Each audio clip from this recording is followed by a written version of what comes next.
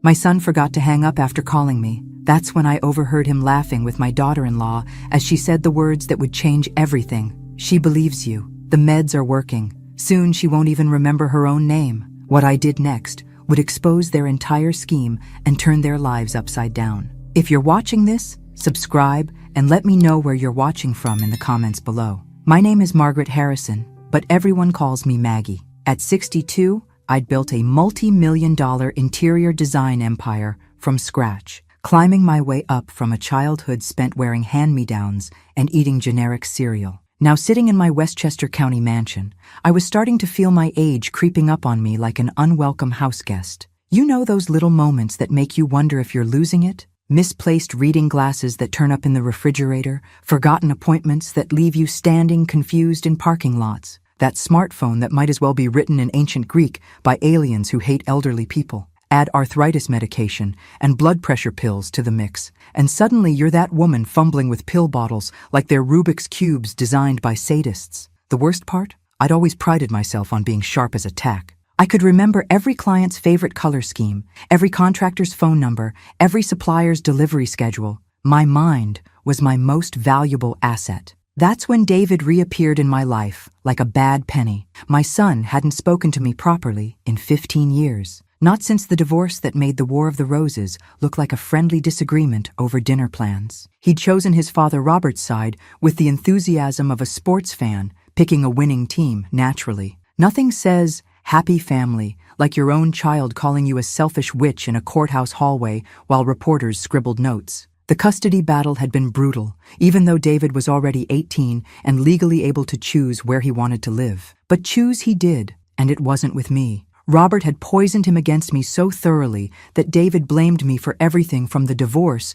to global warming. When Robert died suddenly 10 months ago from a heart attack that surprised everyone, I thought maybe, just maybe, David might reach out. You know, grief has a way of putting things in perspective. He didn't come to the funeral, didn't call, didn't even send one of those generic sympathy cards you buy in hospital gift shops. Class act, my son. I'd heard through mutual acquaintances that he'd married Amanda a few years back, some blonde who worked in healthcare. Beyond that, radio silence for over a decade. But 2 months ago, miracle of miracles, David showed up at my door with his wife Amanda, like some twisted version of the prodigal son story. "Mom, I've been doing a lot of thinking," he said, looking like butter wouldn't melt in his mouth. "We've wasted too much time holding grudges." Amanda nodded sympathetically beside him. Blonde, pretty, early 30s, worked as a medical assistant. The kind of woman who probably calls elderly patients sweetie while checking their pulses and mentally calculating their net worth. "Life's too short to stay angry," she added with the practiced sincerity of someone who's rehearsed this speech in front of a mirror until it sounded natural. Here's the thing about desperate, lonely people. We don't ask the smart questions. Questions like, "Why now?" or "What do you want?" or "Where the hell have you been for the past decade and a half?" We just open our arms and hope for the best, like idiots buying lottery tickets with our last $5. I should have slammed that door faster than a tax audit notice. But first, let me tell you about my paranoid old lady insurance policy. Years ago, after my divorce turned my life into a demolition derby, I'd hidden a prepaid phone in my bedroom, one of those cheap flip phones that can't be traced to anything. Call it paranoia or call it preparation, but growing up poor teaches you to always have an escape plan ready. Little did I know how much I'd need it. Amanda wasted no time inserting herself into my daily routine like a splinter you can't quite dig out. "Maggie, I've noticed you seem a bit scattered with your medications," she said one afternoon, eyeing my collection of prescription bottles like a hawk studying field mice. And okay, fair point. I had been mixing up my morning and evening pills occasionally. Sue me, when you hit 60, pills multiply like rabbits, and every bottle looks identical when you're squinting without your reading glasses. Amanda gathered all my medication with the efficiency of someone who'd done this before and returned with what looked like a pharmacy's worth of organization. Professional pill organizer, color-coded schedule, laminated charts, and some new additions I didn't recognize. "These are cognitive support supplements," she explained, showing me blue capsules that could have been anything from vitamins to horse tranquilizers. "Dr. Martinez at our clinic recommends them for anyone over 60. They'll help with the memory lapses and confusion." The supplements made me drowsier than a Sunday sermon in July, but Amanda assured me this was perfectly normal. Your brain is getting better nutrition. Some fatigue is expected while your system adjusts to the improved chemical balance. Right, because nothing says brain nutrition like feeling like you've been hit by a sleep dart shot from a blowgun. Meanwhile, David appointed himself my personal financial advisor with the enthusiasm of a kid let loose in a candy store. "Mom, some of these investments are pretty aggressive for someone your age," he said, reviewing my portfolio like he was reading a treasure map. "Maybe it's time to be more conservative with your approach. You know what's funny about adult children who suddenly care about your money? They always think you should be more conservative." Translation: Please make your assets easier to access when we inevitably inherit them, preferably sooner rather than later. When David suggested bringing in a specialist in senior financial planning, I agreed faster than you can say inheritance tax. Because clearly, the woman who built a business empire from nothing needed a 20-something to explain money to her. My assistant Sarah, who'd been with me for 12 years and knew my business better than I knew my own shoe size, suddenly became overwhelmed by complexity. David diplomatically suggested we streamline operations to reduce her stress. By the end of the month, David made another suggestion that should have sent up more red flags than a communist parade. "Mom, we're spending so much time driving back and forth to help you. What if we stayed in the guest wing temporarily, just until we get your health situation stabilized?" I was so grateful for their concern that I practically begged them to move in. Because nothing says healthy family dynamic like your estranged son suddenly wanting to live with you right when you start showing signs of confusion. One by one, everyone I trusted was being replaced by people I didn't know. But hey, at least I had my loving family living with me now, right? If this sounds familiar, congratulations. You've spotted the setup for every con game ever invented. 2 months into their loving return to my life, my brain started feeling like it was wrapped in cotton candy that had been left out in the rain. I'd begin sentences and forget the endings like I was reading from a script with half the pages missing. Simple tasks like balancing my checkbook became rocket science. Some mornings I'd wake up genuinely unsure what planet I was on, let alone what day of the week. "I think we should get you evaluated," David said with Oscar-worthy concern, his brow furrowed like a method actor preparing for his big scene.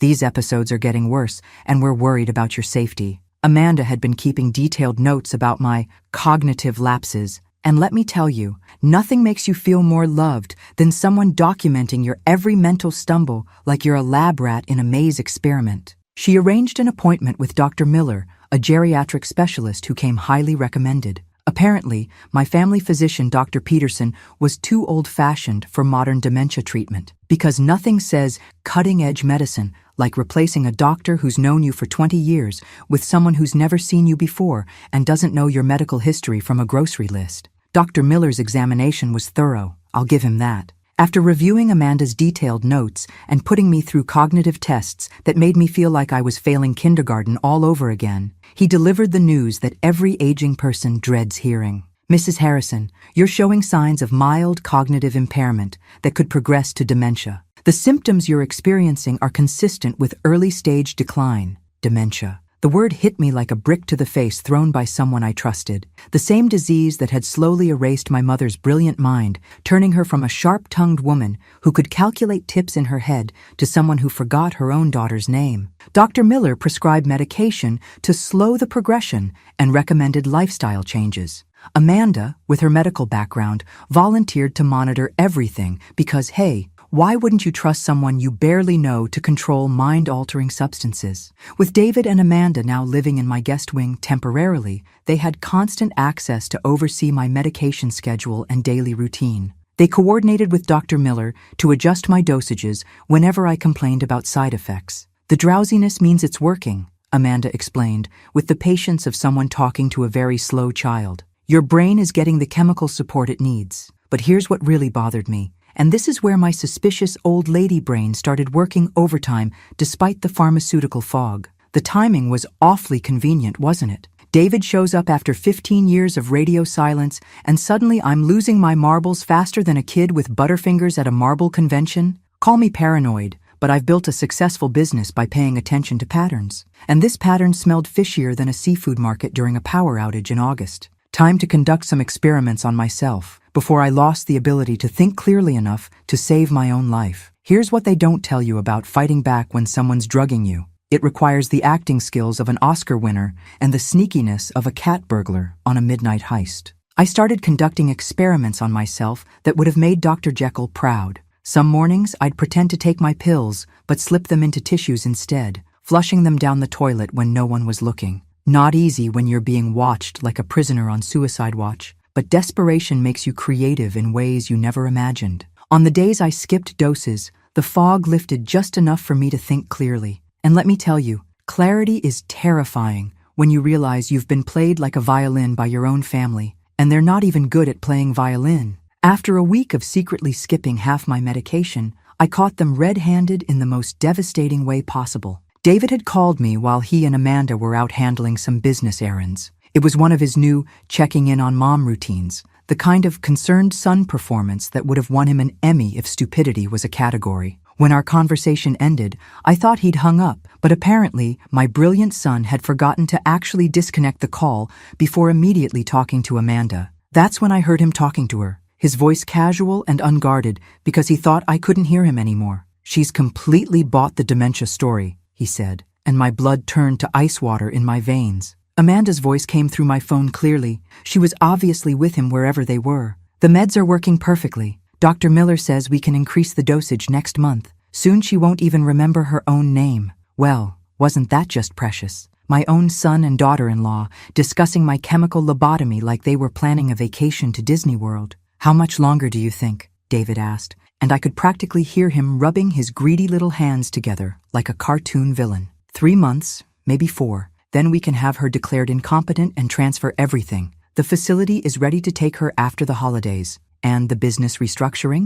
Almost complete. She's signed everything, thinking it was routine paperwork. The holding company will take control once she's committed. David laughed, actually laughed, at their brilliant scheme. 2.7 million in liquid assets, plus the house and business equity. My gambling debts will finally be history. Gambling debts. Of course. My prodigal son hadn't returned out of love. He'd returned because loan sharks were circling like vultures, and Mommy had a nice, fat bank account just begging to be drained. They continued discussing logistics like they were planning a dinner party instead of destroying a human being. Liquidating my investments, selling my house, paying off David's creditors who'd apparently been threatening him for months. Every word was like a slap in the face. But you know what? Sometimes a good slap is exactly what you need to wake up from a nightmare. These people had seriously underestimated Maggie Harrison.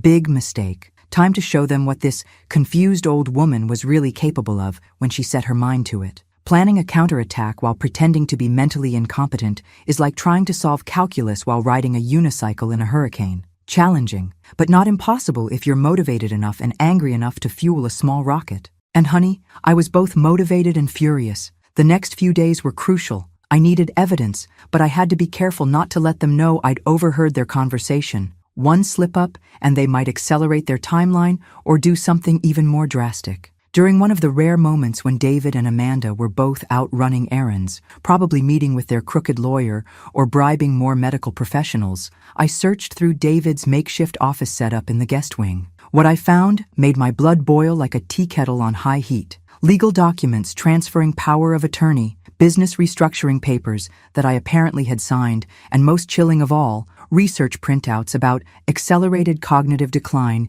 in elderly patients, and legal requirements for involuntary commitment. They'd been planning this methodically for months, maybe even before Robert died. Every detail was carefully calculated, from the timing of their reconciliation to the choice of medical professionals who would support their narrative. I photographed everything with my hidden prepaid phone, storing the evidence in multiple locations they'd never think to check. Inside old books, taped under furniture drawers, even buried in my jewelry box. But I needed help, and everyone I trusted had been systematically removed from my life like pieces on a chessboard. David and Amanda had replaced my financial advisor with someone more suitable for seniors, my assistant with temporary help that reported to David, even my family doctor with their hand-picked specialist. That's when I remembered my emergency resources, the paranoid preparations I'd made years ago that suddenly seemed less paranoid and more prophetic. Years earlier, during my nuclear divorce from Robert,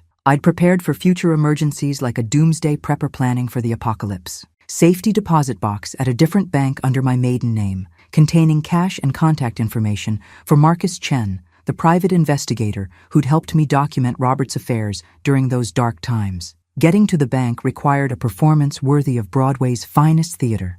I waited until David and Amanda went on their weekly grocery shopping trip, one of the few times they left me completely alone since moving into my guest wing, like parasites, setting up permanent residence. I called a taxi from my hidden prepaid phone, the one I'd bought years ago and kept charged in my bedroom drawer like a technological security blanket. At the bank, I retrieved my emergency stash, $5,000 in cash and Marcus's business card, slightly yellowed with age, but still perfectly legible. The teller looked concerned about my slightly disheveled appearance, but hey, that's what happens when you're fighting a pharmaceutical war against your own family. Marcus was now in his 70s, but still sharp as a tack and twice as clever. When I called him from a payphone, yes, they still exist in some corners of civilization, his reaction told me everything I needed to know. Maggie Harrison? 15 years. And you only call when you're in trouble. What's the story this time? I explained my situation to Marcus as clearly as possible, considering half my brain was still swimming in whatever cocktail of chemicals Amanda had been feeding me like a bartender with malicious intent. Elder abuse, fraud, conspiracy, Marcus said after a pause that seemed to last forever. This is serious criminal territory, Maggie, but we need to be very careful. If they realize you're onto them, they might panic and do something dangerous. More dangerous than turning me into a drooling zombie? Trust me, you don't want to find out. This is going to take time to build a case properly, at least 6 weeks to gather enough evidence that will hold up in court. When I returned home, David and Amanda were waiting like worried parents whose teenager had missed curfew and probably crashed the family car. "Mom, where were you?" David demanded, his voice tight with barely controlled panic. "We've been frantic. We called everyone we could think of." I channeled my inner confused old lady and let my face crumble like a poorly constructed sandcastle. I thought I was going to see Sarah at the office, but I got lost. Nothing looked familiar, and I couldn't remember how to get there. The relief on their faces was almost comical, like they'd just learned their lottery ticket was a winner instead of worthless paper. Their helpless victim was still under control, still perfectly manageable. "Oh, sweetie," Amanda cooed with fake sympathy. "You can't go out alone anymore. It's not safe for someone in your condition." That night, they added another pill to my regimen, probably to prevent more dangerous solo adventures. I palmed it like a magician performing for an audience of fools, but the game was getting riskier with each passing day. Over the next month, Marcus worked methodically, building our case piece by piece, like a master craftsman constructing something beautiful and deadly. What he uncovered made my blood run colder than a walk-in freezer. The pills I'd been taking contained mild sedatives and memory-affecting drugs that caused temporary confusion. Not enough to kill me outright, but enough to make me seem mentally impaired to casual observers and medical professionals who weren't looking too closely. Amanda's medical credentials were more fraudulent than a $3 bill. She'd worked as a medical assistant until losing her position 3 years earlier for irregularities in patient care. Translation: she'd been caught stealing drugs. She'd been using outdated credentials and fake references ever since, moving from job to job like a medical gypsy. David's financial situation made my divorce settlement look like pocket change found in couch cushions. He owed nearly $3 million to creditors who weren't the send a strongly worded letter type. These were people who would break kneecaps first and ask questions later. "There's more," Marcus told me during one of our secret phone calls. "I found records of a similar case in Phoenix 2 years ago. Elderly woman, mysterious decline, assets transferred to family, convenient death in a care facility before anyone could investigate." Amanda and David? I can't prove it definitively yet, but the method is identical down to the smallest details. We're not just dealing with thieves, we're dealing with people who've potentially done this before and gotten away with murder. The thought chilled me to the bone, but it also strengthened my resolve. Marcus needed more time to coordinate with federal authorities,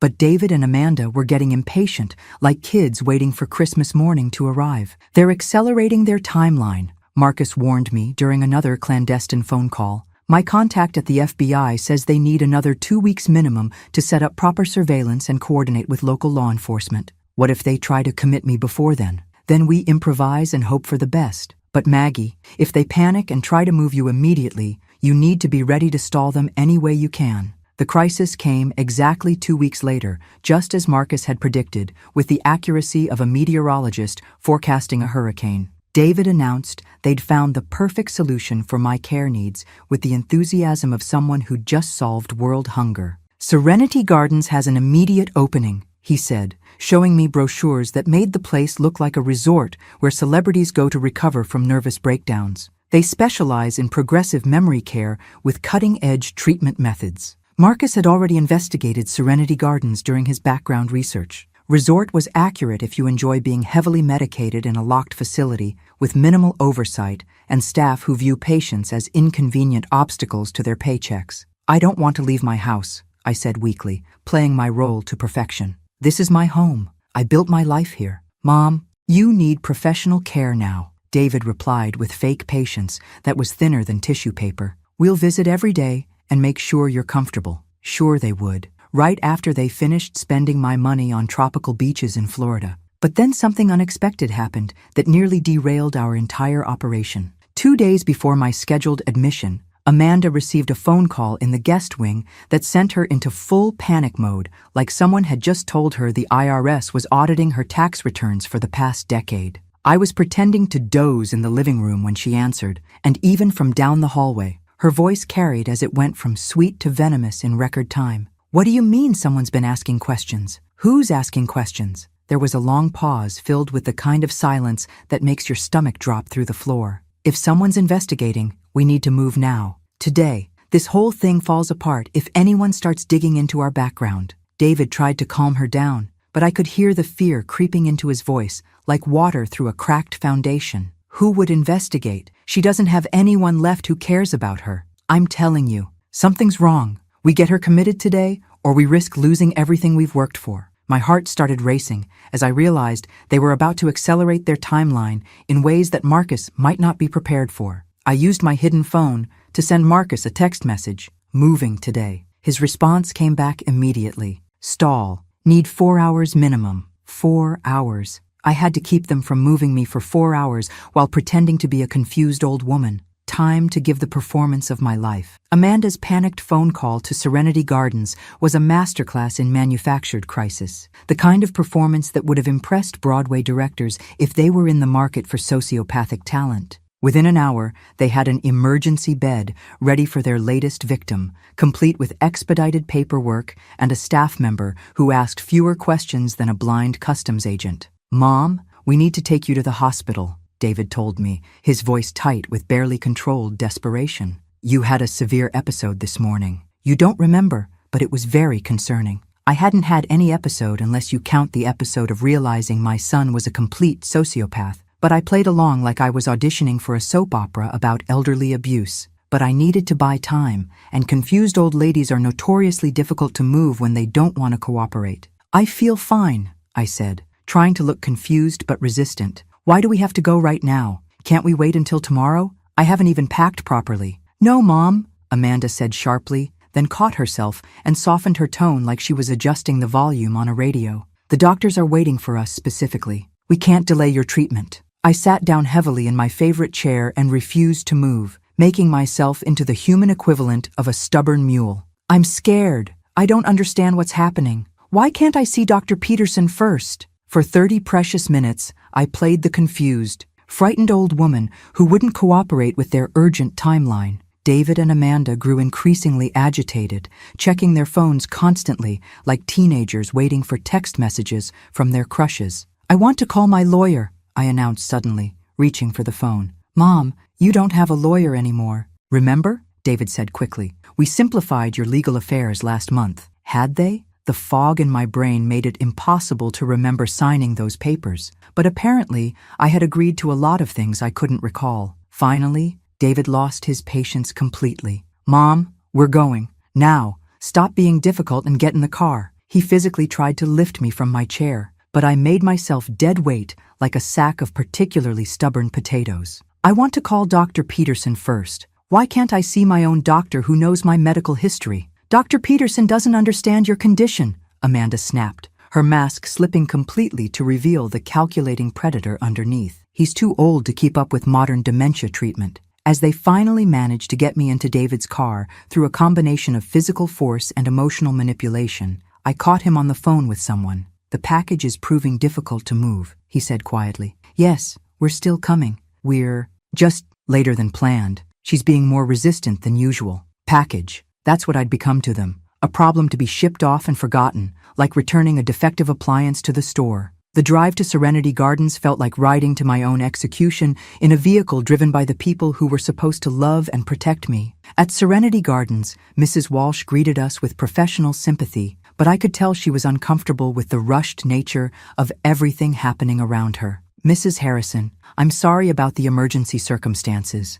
she said, glancing between David and Amanda with barely concealed suspicion. "But we'll take excellent care of you." As she prepared the standard sedative for new patients, a cocktail designed to make difficult people docile, David couldn't resist micromanaging the situation, which turned out to be the fatal error that would destroy them both. "Make sure she gets the full dose," he told Mrs. Walsh with the authority of someone who thought he was in complete control. "She's been agitated and combative today." Mrs. Walsh paused, clearly troubled by his presumptuous attitude. "Sir, our standard protocol doesn't typically—" "Just do what you're paid to do," Amanda interrupted harshly, her professional facade cracking like cheap makeup under hot lights. That's when I heard the most beautiful sound in the world. Cars pulling up outside with the distinctive sound of people who meant business. I straightened up and spoke clearly for the first time in months, my voice cutting through the tension like a knife through butter. "Actually, I think there's been a mistake." The silence that followed was so complete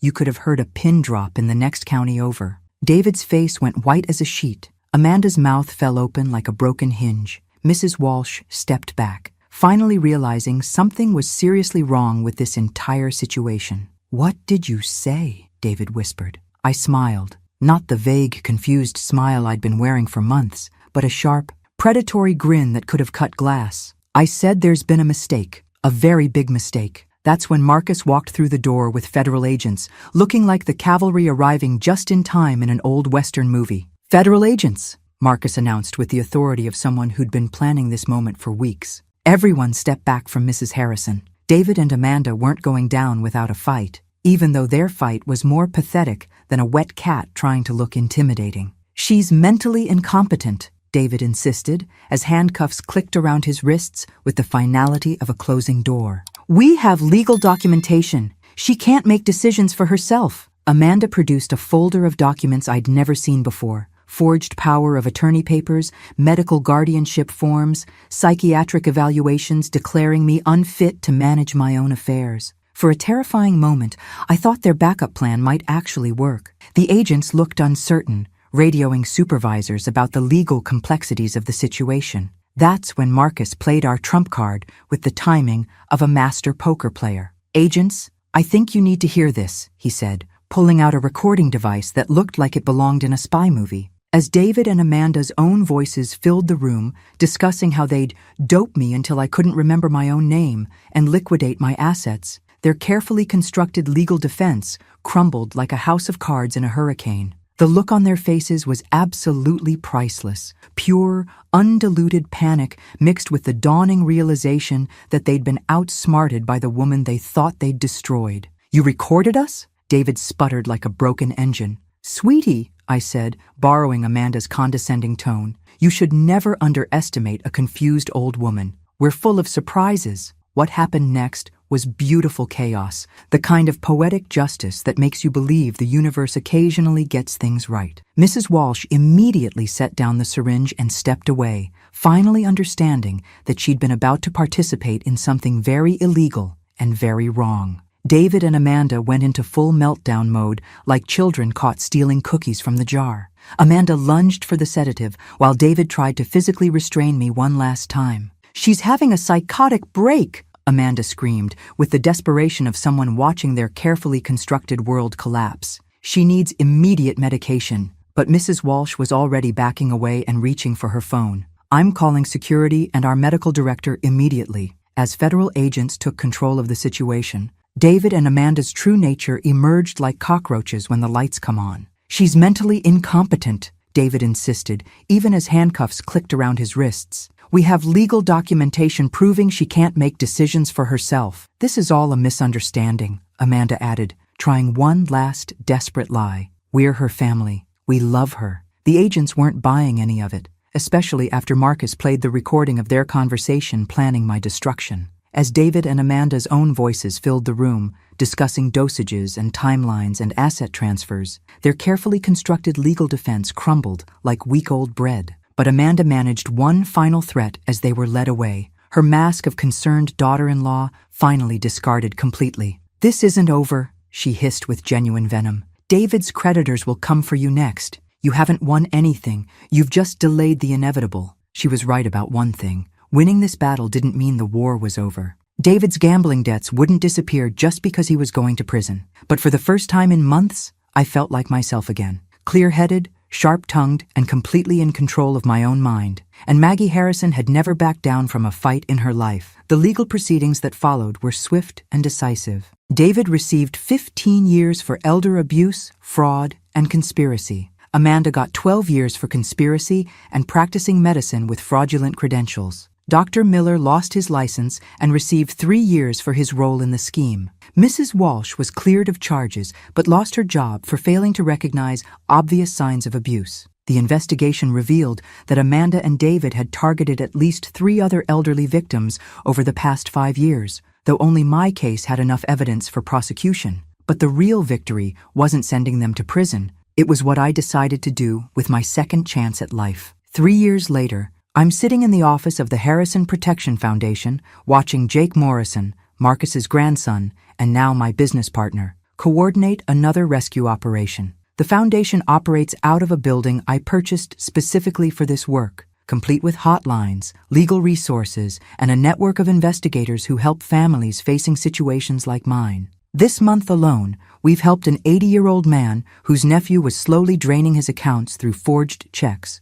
a widow whose own daughter was preparing to have her declared incompetent so she could sell the family home, and a retired teacher whose loving son-in-law was manipulating her medications. Each case reminds me that what happened to me wasn't personal, it was purely opportunistic. Predators look for vulnerable people with assets, and they don't care if their victims are strangers or family members. The Harrison Protection Foundation has helped 93 families recover stolen assets and prosecute abusive relatives. We've trained law enforcement officers in 12 states, educated medical professionals about the signs of elder abuse, and changed laws to better protect vulnerable seniors. Every case we win is a victory against the predators who think elderly people are easy targets just because we move a little slower and sometimes need reading glasses to see the fine print. I never remarried, never adopted Jake as a replacement son, never got the Hollywood ending that stories usually promise. But at 65, I've built something more valuable than a fairy tale, a purpose that transforms my worst experience into meaningful protection for others. The foundation operates with the efficiency of a well-run business and the passion of people who've seen firsthand how devastating elder abuse can be. We have hotlines that ring 24 hours a day, legal resources for families who can't afford attorneys, and a network of investigators who work for justice rather than just money. Last month, Dr. Sarah Chen, the geriatrician who helped me recover from the medication-induced cognitive impairment, joined our medical advisory board. She's developing protocols to help doctors recognize when patients are being manipulated or drugged by family members. I received a letter from David last year, written on prison stationery that looked as cheap as his apologies. He'd found religion behind bars, apparently, and wanted forgiveness and financial help for his appeals. The letter was filled with biblical quotes and promises to change. I read it once, then filed it away without response. Some bridges are burned for good reason. David had his chance to be a real son, and he chose greed instead. Those choices have consequences he'll live with for the rest of his life. Instead, I focus my energy on the family I've chosen. People like Jake and Dr. Chen and Marcus, who prove that real family isn't about blood relations, but about people who genuinely care about your well-being. The woman they tried to erase became stronger than they ever imagined possible. And honestly, that's the sweetest revenge of all. The moral of the story? Never underestimate a woman who's built an empire once. She's perfectly capable of building another one, this time to protect people from predators like her own son. Thanks for listening. Don't forget to subscribe and feel free to share your story in the comments. Your voice matters.